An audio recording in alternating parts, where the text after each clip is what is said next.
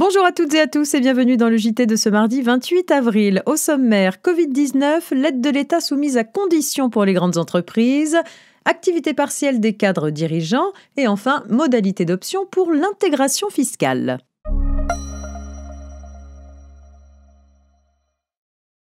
Covid-19 pour démarrer, avec l'aide de l'État soumise à conditions pour les grandes entreprises. Vous le savez, par une série de mesures adoptées à partir de la fin mars 2020 et prolongées en avril, l'État apporte son soutien aux entreprises pour les aider à faire face aux conséquences de la crise sanitaire. Dans un communiqué du 2 avril 2020, le gouvernement a néanmoins précisé que pour les grandes entreprises, le report des échéances fiscales et sociales et la garantie de l'État pour l'obtention d'un prêt sont conditionnés à leur engagement de ne pas verser de dividendes et de ne pas procéder à des rachats d'actions en 2020.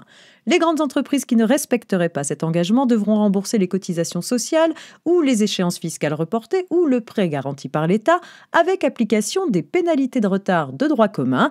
Une exception est prévue au profit des entreprises qui ont une obligation légale de versement de dividendes ou qui auraient effectué des versements de dividendes ou des rachats d'actions avant le 27 mars 2020.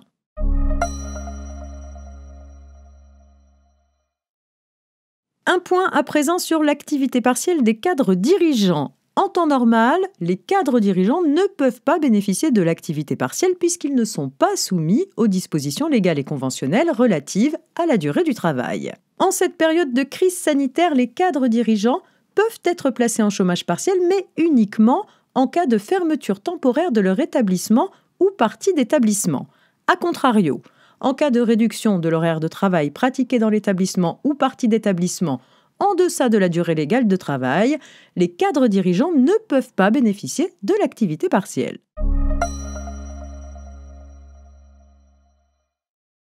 On termine avec une précision relative aux modalités d'option pour l'intégration fiscale.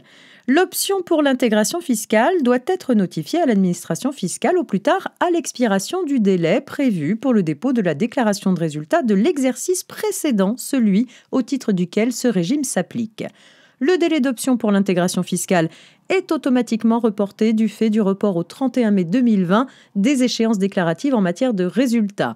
De plus, l'option est normalement notifiée sur papier libre selon le modèle établi par l'administration. Dans le contexte de l'actuelle crise sanitaire, il est admis que cette option soit transmise sur un document PDF signé et scanné puis transmis par courriel au service des impôts compétents via la messagerie sécurisée du compte fiscal de l'entreprise.